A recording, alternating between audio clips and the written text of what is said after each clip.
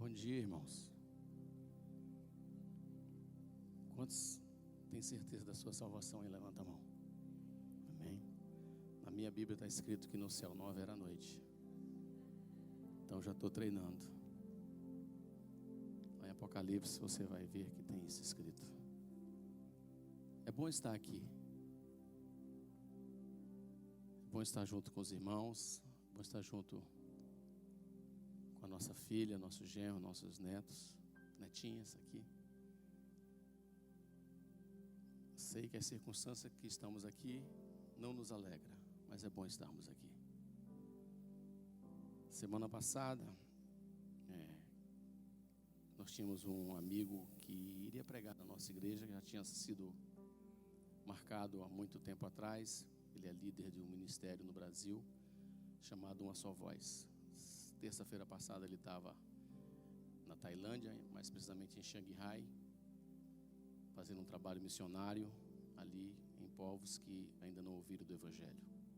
Hoje ele está no Camboja, fazendo um evento para pastores, para mais de 100 pastores. Ano passado eles fizeram um evento, nós chegamos a participar ano retrasado na Tailândia e em Laos. Eles fizeram um evento nas Filipinas com pastores de tribos.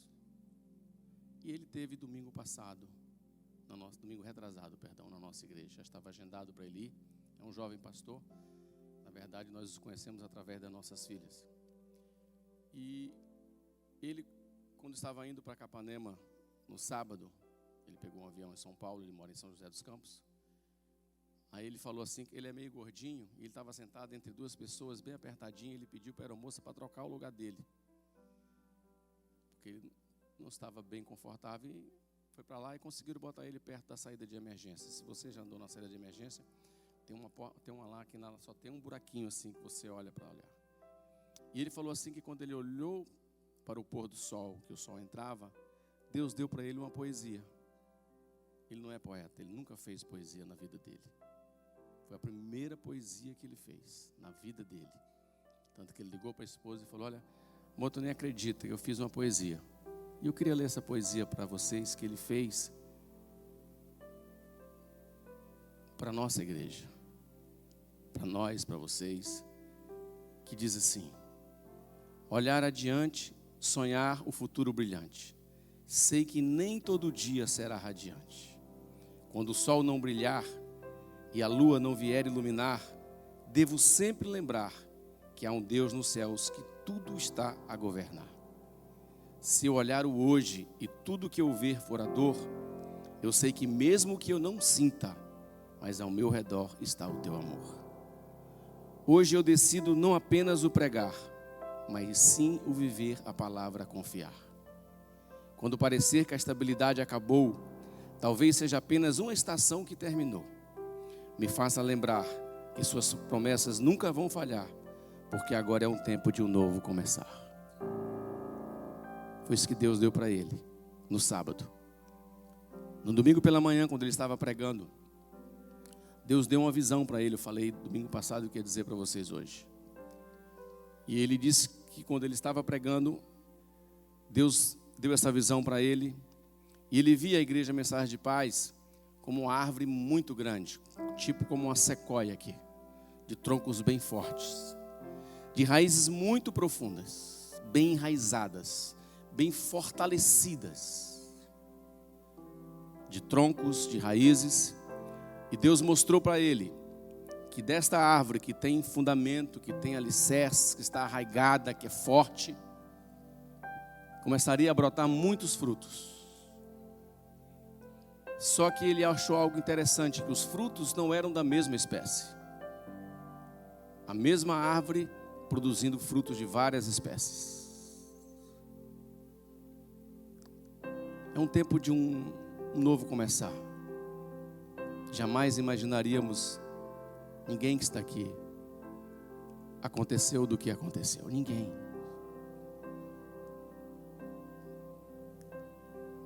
Jamais.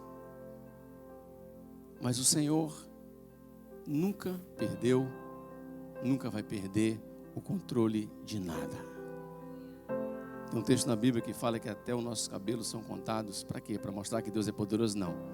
Para mostrar que Ele sabe tudo a respeito de mim e de você.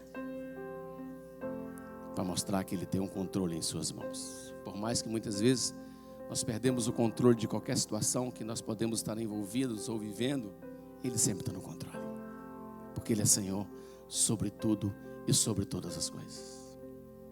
Sempre Ele está no controle, no trono. A autoridade é dele. A última palavra é dele.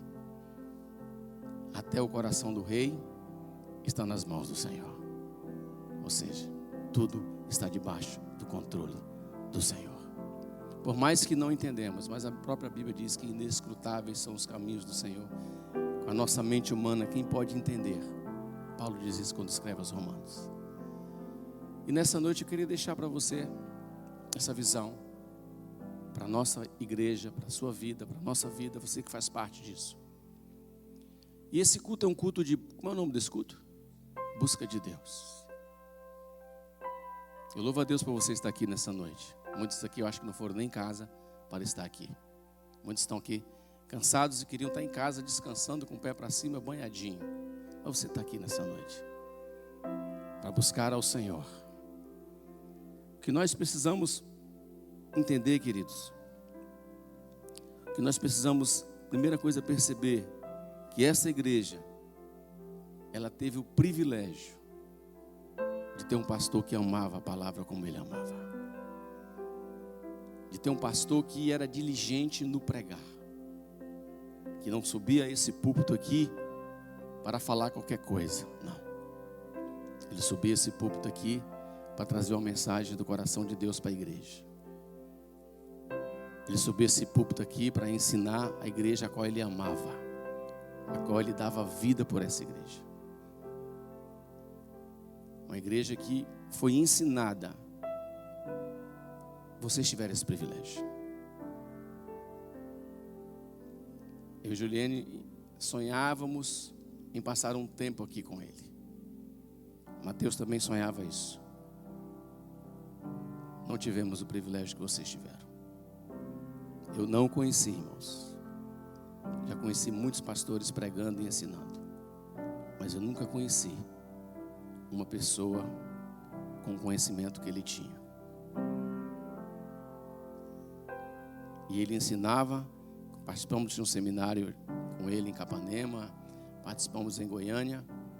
E ele dando aula, ensinando. E o Espírito Santo de Deus usando a vida dele de maneira tremenda.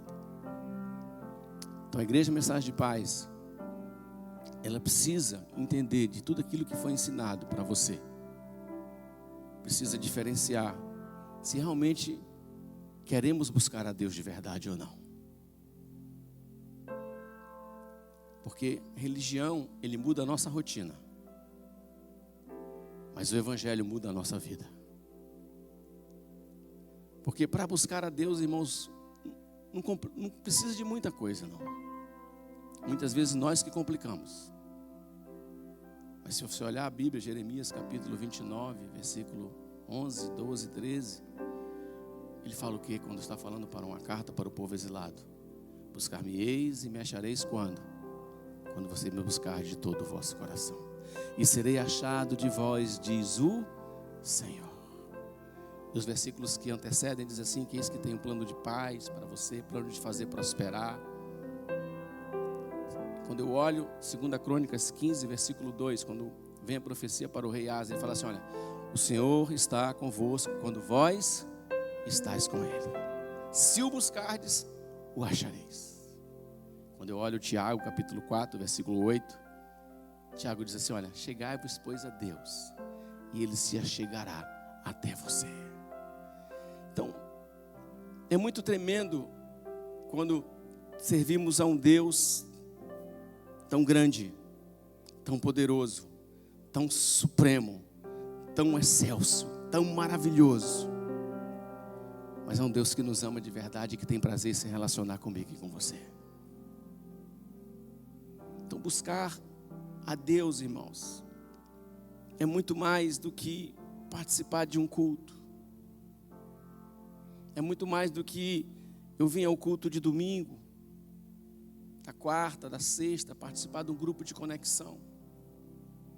Buscar a Deus é caminhar com Deus, e todos os processos, todas as bases, que sustentam a minha vida cristã e a sua, elas são processuais. Todas as bases da nossa vida cristã, elas são processuais, irmãos. Ou seja, são processos que precisam acontecer na nossa vida.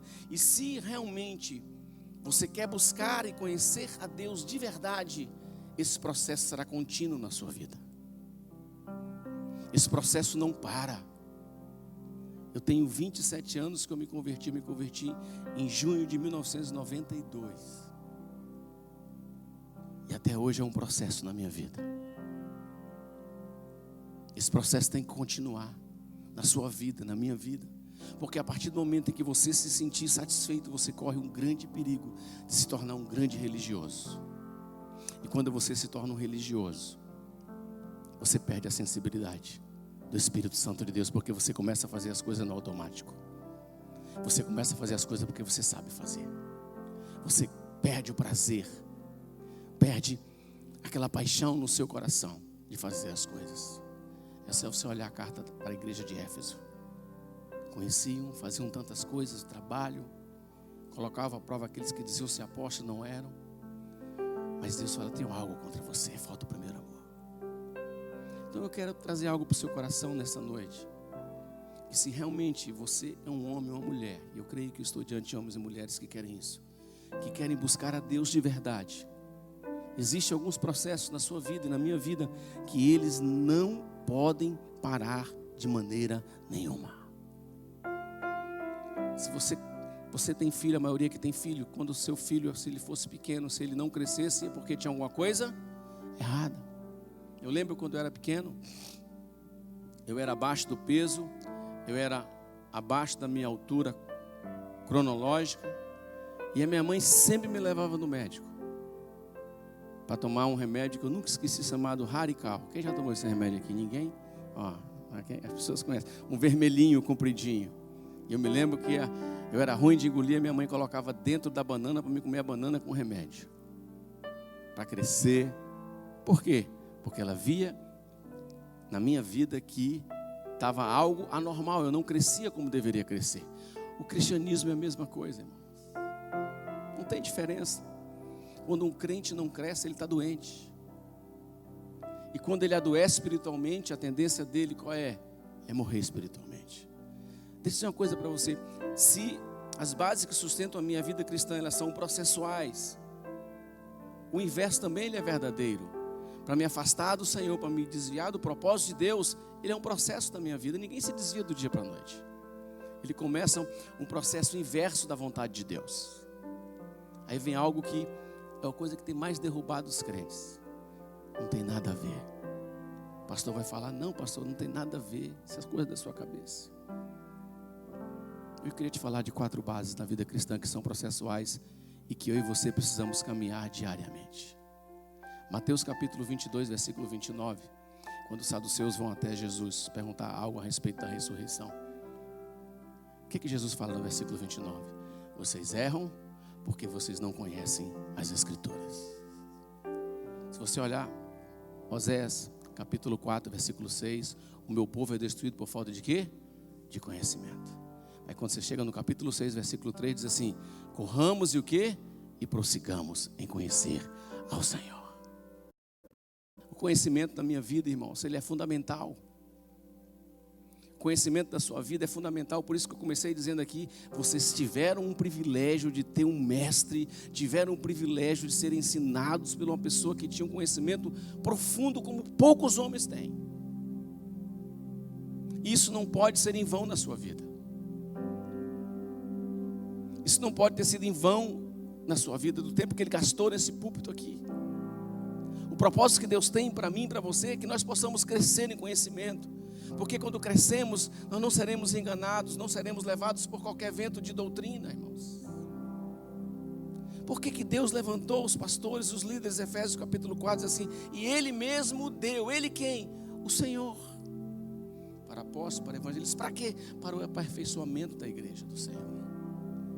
Então, eu creio que isso não acontece aqui, mas eu vejo na igreja que nós somos pastores, muitas pessoas com 10, 15 anos de cristianismo, irmãos, e os erros são os mesmos. Não tem conhecimento. Imaturos por falta de quê? De conhecimento. Aquilo que Hebreus diz, em vez de já estarem comendo uma comida sólida, estão precisando de leite. Por quê? Porque não cresceram. Por falta de ensino, não. Porque não querem. Porque a Bíblia diz, assim como a sua alma deseja ser, Provérbios 23:7, assim você será.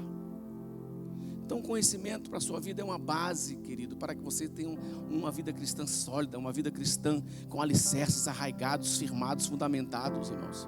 Porque quando você tem isso na sua vida, irmãos, não é qualquer coisa que vai derrubar você, porque eu sei em quem eu tenho crido, eu conheço a Ele.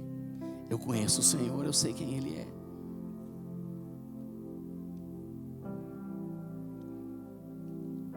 Esse ano é o ano do crescimento. O versículo de 2 Pedro, capítulo 3, versículo 18, foi muito batido esse ano aqui na igreja. Cresçam, porém, na graça do nosso Senhor, na graça e no conhecimento do nosso Senhor Jesus Cristo. A Ele seja a glória, a honra e para sempre. E se vamos para o capítulo 1, versículo 6, começa dizendo assim: empenhem-se. Em outra tradução fala assim: se esforcem. Quando chega no versículo 10, novamente vem a palavrinha: se empenhem, se esforcem. O esforço é pessoal, irmãos. Não vai vir um anjo colocar algo na sua cabeça, não. Para você aprender, você precisa querer aprender. Para você aprender, você precisa se esforçar na sua vida.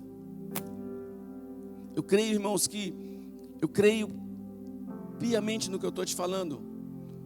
Falei isso domingo passado, um grande mover de Deus sobre o Brasil, sobre os brasileiros. É algo com o Brasil, não sei o que te dizer o que é. Não sei te explicar também, eu sei que tem. Isso tem sido pregado de norte a sul no Brasil. Na convenção que tivemos de mais de 1000 pastores. E Deus quer usar alguns? Não. Deus quer usar a sua vida. Deus quer usar a minha vida. Mas eu preciso me dispor para isso. A crescer, a querer. Porque se eu não tiver conhecimento, irmãos, eu vou gerar o quê? Pessoas sem alicerces, pessoas que vivem no superficial, e não é isso que Deus quer. Deus quer levantar homens e mulheres que tenham conhecimento, que tenham alicerces, que tenham fundamentos, que são firmados, para que gere uma geração forte, saudável. Por que existem muitos crentes doentes? Porque não conhecem as Escrituras e vivem errando. Porque no momento em que eu conheço as Escrituras, irmãos, eu adquiro outra coisa. Eu não tenho tempo para falar tudo que eu tenho para dizer para você, mas eu adquiro maturidade. E quando eu adquiro maturidade, eu começo a deixar de lado as coisas de menino, de criança. Gente do céu, tem coisas que eu creio que isso não acontece aqui não. Que é crente chupetinha, qualquer coisinha se dói. Uma vez eu preguei na igreja, estava um monte de chupetinha. Eu trouxe para o altar, eu trouxe uma mamadeira. As pessoas se doem, as pessoas se magoam. Umas não falam com as outras. Que crente é você? Que tipo de cristianismo é esse? Falam mal dos outros por trás, pela frente é uma coisa. Que cristianismo é esse? Isso é religião, isso não é evangelho. Porque o evangelho é verdade, o evangelho é transparência. O evangelho é viver a verdade. Porque Jesus é o caminho, a verdade. A Bíblia diz que a tua palavra é a verdade. Então não cabe, e o que leva as pessoas a isso? Falta de conhecimento. Porque a falta de conhecimento deixa eu imaturo. Uma vez eu estava num determinado local e tinha ovelhas nossas nesse local. Não era um evento da nossa igreja, a gente estava em outro estado, numa convenção. E teve um pregador que falou tanta bobagem. E para eu ficar mais chateado ainda, que na verdade eu e minha esposa ficamos com vontade de se levantar de tanta coisa que ele estava falando, baseado que não era bíblico. Que chegou uma ovelha nossa, que estava lá, falou: pastor, que benção esse pastor. Eu falei: que benção o quê, meu irmão? Olha o que ele pregou. A culpa é nossa? Não, irmão, porque ele é ensinado. A culpa é de quem não quer aprender. Conhecimento, ele é progressivo na sua vida. Sabe outra coisa que o próprio Pedro diz no capítulo 1, versículos 5 e 6 de 2 Pedro? Empenhe-se em acrescentar o quê? A sua fé. E se você olhar Romanos capítulo 1, versículo 16, diz assim: que o evangelho é o poder de Deus para a justiça de todo aquele que crê, tanto para o judeu como para o grego. E essa justiça é revelada como para nós? De fé em fé. Querido, isso é algo para você. A nossa fé, ela é processual. Por que você tem certeza da sua salvação quando eu perguntei? Pela fé. Por que você já foi, ou você crê que pode ser curado, ou alguém é curado? É pela fé. Mas essa fé, ela é estagnada na nossa vida? Não, irmãos. Eu acho lindo quando Davi vai ter com Saul, quando ele se dispõe a enfrentar Golias. O que ele diz para Saul? Deus já me deu vitória sobre o leão, sobre o urso. Ele vai me entregar esse gigante nas minhas mãos. Ou seja, ele exercitou a fé no leão, ele exercitou a fé no urso. Essa mesma fé vai fazer eu derrubar esse gigante. Então, a fé, irmãos, vai fazer com que em momentos que era para eu me desesperar, eu não me desespere. Por quê? Eu sei que Ele está no controle, eu sei em quem eu creio. Como eu adquiro fé? Romanos 10:17. A fé vem pelo ouvir, e ouvir o quê? A palavra de Deus. Conhecimento de Deus gera fé no meu coração. Determinada vez nós estávamos em Capanema e soubemos uma notícia familiar triste, de quase morte de uma pessoa querida. E a pessoa que era mais próxima daquela pessoa que estava passando aquela situação, ela não se desesperou. Ela teve fé em Deus. A outra, que era mais distante, entrou em desespero, em grito. Por quê? Falta de conhecimento e de relacionamento com Deus. A fé é um processo na minha vida e na sua vida, querido. Pedro diz: acrescente a sua fé. E acrescentar é aumentar a sua fé. E no momento que você vai exercitando, pode vir um leão, pode vir um urso, pode vir Golias e pode vir Saul com todo o seu exército. E no momento em que você tiver para fraquejar, se lembre do momento que Davi estava em Ziclag. As pessoas se levantaram, os amigos dele se levantaram contra ele. A cidade foi invadida, levaram as mulheres e as crianças e culparam ele. O que ele fez? E Davi se fortaleceu no Senhor, seu Deus. Acrescente a sua fé. Terceiro, Primeiro, conhecimento é base para a minha vida cristã. Segundo, fé é base para a minha vida cristã. Terceiro, Hebreus capítulo 12, versículo 14. Segui a paz com todos e o quê? A santificação, porque sem ela ninguém verá Deus. Santificação é um processo que te leva à santidade. A santificação não é um estágio. Santificação é um processo, irmãos. É por isso que a Bíblia diz, Efésios capítulo 4, versículo 24, diz assim: e vos revistais do novo homem, que segundo Deus é o quê? É criado em verdadeira justiça e em santidade. Isso é característica de um novo homem. Isso é característica de uma pessoa que conheceu a Deus, teve um encontro com Jesus e quer viver em quê? Em santidade. E interessante que esse versículo termina assim: revestivos como eleito, revestivos como novo homem, que segundo Deus é criado em verdadeira justiça e santidade, e isso é proveniente da verdade. Como eu me santifico? Volta para a palavra, irmão. João 17:17. Santifica-te na verdade, a tua palavra é a verdade. O conhecimento gera fé, o conhecimento gera maturidade, O conhecimento gera santificação no meu coração. A palavra gera santidade no meu coração. O Salmo 119 diz o quê? Versículo 9. Como purificará o jovem o seu caminho? Observando conforme o quê? A tua palavra. Tudo está voltado para a palavra, irmãos. O Evangelho é as boas novas do Senhor. É a revelação da perfeita vontade de Deus para a minha vida.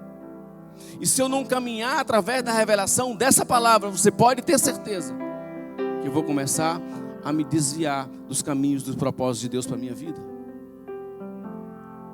Você crê que Deus tem um propósito na sua vida? Claro que sim.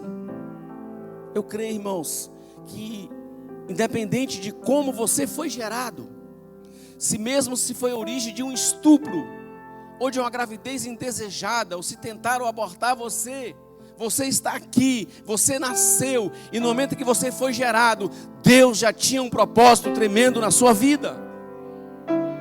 Não é por acaso que você foi gerado, não. É porque Deus tem um propósito lindo, maravilhoso na sua vida. Mas o propósito maior é que você o conheça de todo o seu coração. João capítulo 17, versículo 3 assim: e a vida eterna é essa, que conheçam a Ti como Deus verdadeiro e a Teu Filho Jesus, a quem Tu enviaste. Eu acho lindo, lindo, é um dos textos lindos de Atos. Eu amo o livro de Atos. Quando Paulo chega no capítulo 17, quando ele vai para Atenas, ele vê um altar ao Deus desconhecido, e eles adoram algo que eles não conhecem. Se você ler, você vai ver isso lá. E ele fala assim, olha, ele aproveita que eles olha, é esse Deus que eu estou anunciando para vocês. Aí ele fala assim, é por causa dele que nós existimos. Aí ele fala mais, é por causa dele que nós nos movemos. É por causa dele que nós respiramos. Isso é muito lindo. Aí ele continua dizendo assim, olha, e ele não está longe, como muitos de vocês pensam, mas ele está perto, como você pudesse tocar nele. Isso é muito lindo, irmãos. Quando eu busco a Deus, eu conheço a palavra dele. Ela gera vida no meu coração. Ela gera fé no meu coração. Quando eu conheço a Deus, quando eu conheço a sua palavra, eu conheço alguém que me amou como nunca ninguém me amou. Quando eu conheço a sua palavra, eu vejo um propósito lindo e maravilhoso que Deus tem para a nossa vida. Que eu não preciso de fazer nada, a não ser o buscá-lo de todo o meu coração. Isso é as maiores belezas do cristianismo para mim, querido. Porque eu posso vir aqui, em cima desse altar, enganar você. Eu posso vir aqui em cima desse altar e falar algo para você que não seja verdadeiro. Mas o Evangelho, a Bíblia diz que Deus conhece as intenções, as motivações do nosso coração. Quando Davi está falando para Salomão, seu filho, ele fala assim, olha, serve ao Deus do teu pai com um coração verdadeiro, porque ele sonda as imaginações, esquadrinha os teus pensamentos. Você vê constantemente quando os fariseus chegavam até perto de Jesus, eles assim, e Jesus conhecendo os pensamentos dele. Então sabe, isso é a beleza do cristianismo. É você servir a um Deus que é perfeito, que nos perdoou e que tem o melhor para a nossa vida. Quando eu vejo o próprio Pedro dizendo, 1 Pedro capítulo 1, diz assim, olha, não foi ouro, não foi prata, eu vou aumentar um pouquinho, não foi dólar, não foi euro, não foi diamante, mas foi o Cordeiro Santo, imaculado de Deus, que nos resgatou da nossa vã maneira de viver e recebemos por tradição dos nossos familiares. Isso é a beleza do Evangelho, do cristianismo. Eu tenho valor para ele, você tem valor para ele. E quando eu busco a ele de todo o meu coração, ele se revela para mim e para você. Às vezes, você lê um versículo, já leu várias vezes, aí você olha, parece que aquilo salta. É Deus falando com você. É uma palavra que é viva, que separa até o inseparável. Não tem como separar alma e espírito. Mas a Bíblia diz que a palavra de Deus é pura e eficaz. e mais poderosa do que qualquer outra coisa que separa alma e espírito. Ela é tão poderosa que separa até o que é inseparável, porque ela é a palavra viva de Deus para a sua vida e quer se revelar para você. Por último, que é base para a minha vida, 2 Coríntios capítulo 3, versículo 18, foi um texto que foi lido aqui também. Que todos nós, com a face descoberta, somos transformados de glória em glória para vermos quem? O Senhor. Isso fala de quê? Isso fala de nós termos uma experiência profunda com Deus, com a face descoberta. O que me impede de eu ver a Deus? O que me impede de eu agir como Ele age, de eu fazer como Ele faz, de eu falar como Ele falaria? Sabe, irmãos, é isso que falta. Eu creio que isso é um dos fundamentos mais preciosos, porque eu posso contar testemunhos da minha vida. Minha esposa tem testemunho, cada um tem um testemunho de cura ou de um milagre na sua vida. Isso é tremendo, é maravilhoso, que é o poder de Deus. Isso vai edificar a sua vida. Mas sabe o que vai marcar a sua vida? Não é o meu testemunho. O que vai marcar a sua vida é a tua experiência pessoal com Deus. Ninguém pode chegar para mim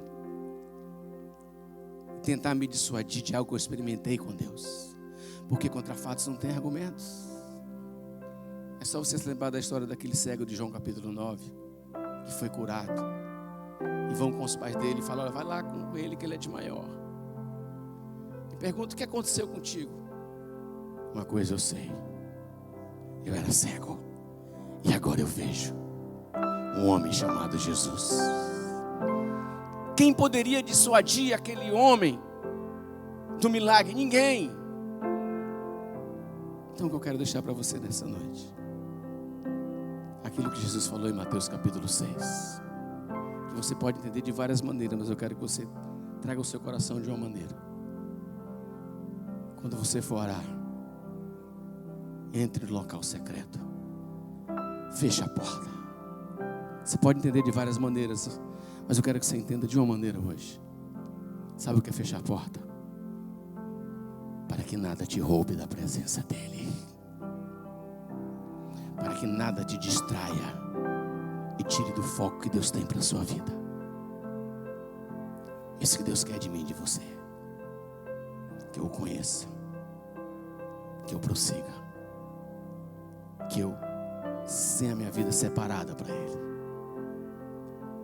que eu tenha uma fé que ela seja de fé em fé, de dia em dia, e que eu possa, irmãos, não me acostumar em ter uma vida religiosa, mas que eu possa anelar no meu coração, buscar e conhecer mais a Deus, buscar e ir mais adiante e mais à frente.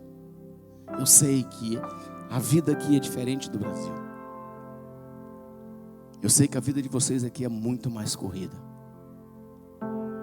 que a vida de vocês aqui é muito mais puxada. Mas nunca abra mão.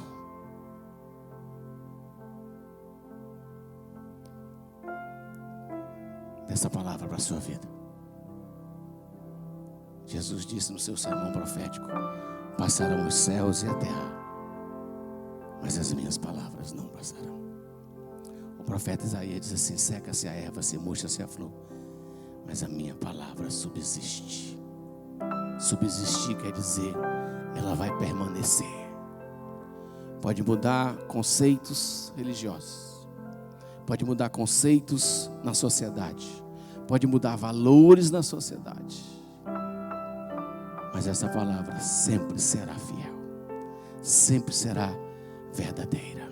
Santifica-te na verdade, a tua palavra é a verdade. Eu queria que você ficasse de pé no seu lugar, por favor.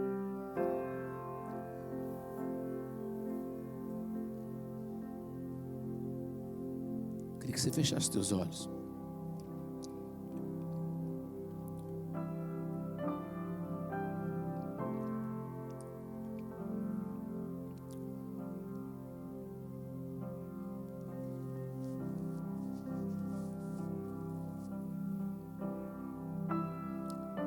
Se buscar a Deus é crescer em conhecimento, é crescer em fé, é crescer em santificação, é crescer em experiências espirituais. Eu queria, em nome de Jesus, querido, que nessa noite você pudesse olhar para você e você com muita sinceridade no seu coração, e você com muita... Você lembra que você está diante do Senhor? Estamos diante do Senhor. E eu quero fazer uma pergunta para você, e você não precisa responder para mim, é para você mesmo. Você está crescendo? Você pode dizer que este ano você é melhor do que o ano passado. Você pode dizer que a tua vida, ela está sendo transformada de glória em glória. Que a sua vida está sendo acrescentada de fé em fé. Que se existe um processo de santificação na sua vida, que a cada dia te torna mais santo diante do Senhor. Se hoje você pode dizer, eu conheço mais a Deus, eu conheço mais a palavra dele hoje do que eu conhecia. E por último, você está disposto a isso na sua vida? Se você não estiver disposto a esse crescimento espiritual na sua vida, você não vai ser mais do que um mero religioso sentado no banco de uma igreja. Deus quer usar a sua vida. Deus quer levantar você onde Ele te plantou. Se Ele te plantou aqui, Deus vai usar a sua vida. Deus vai levantar você. Como? Eu não sei. Eu só sei te dizer algo. Que Ele te levanta debaixo de uma direção, debaixo de uma liderança, não de maneira desordenada. Irmãos, bote uma coisa na sua cabeça. Deus não quebra princípios. Deus não vai levar você a lugar algum quebrando princípios na sua vida. Princípios que Ele estabeleceu na sua vida. Você pode ter certeza disso. Se vai quebrar princípios, saiba que não é Deus que está levantando você ou que está te levando para algum lugar.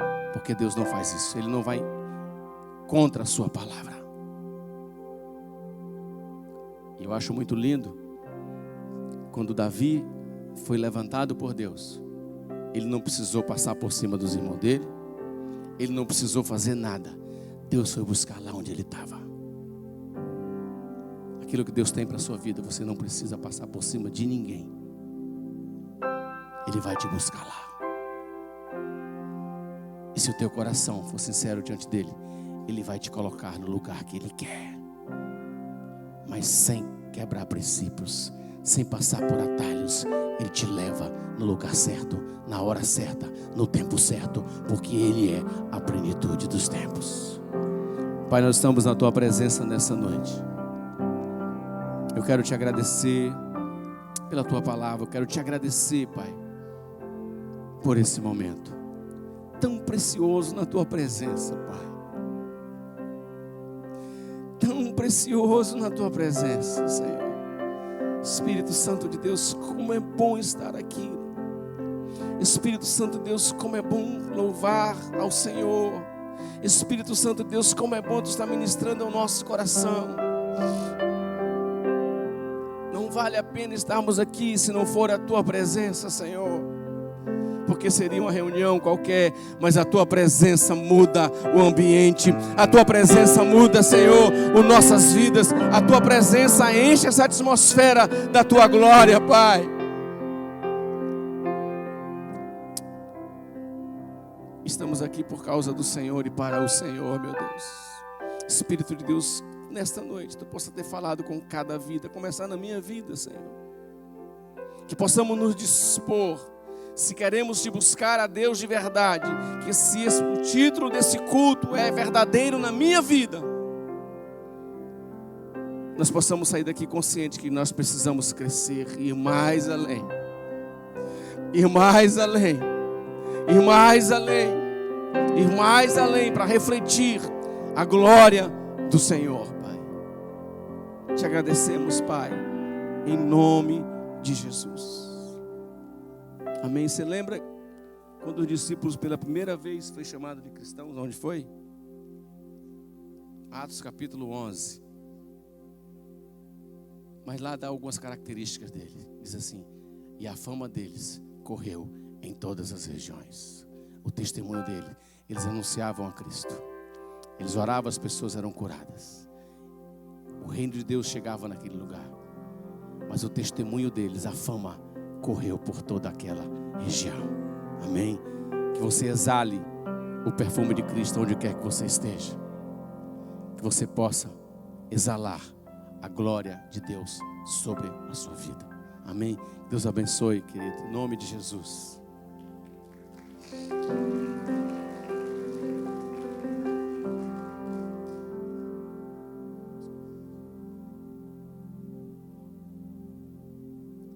Glória a Deus. Tome seus assentos, a gente já vai terminar.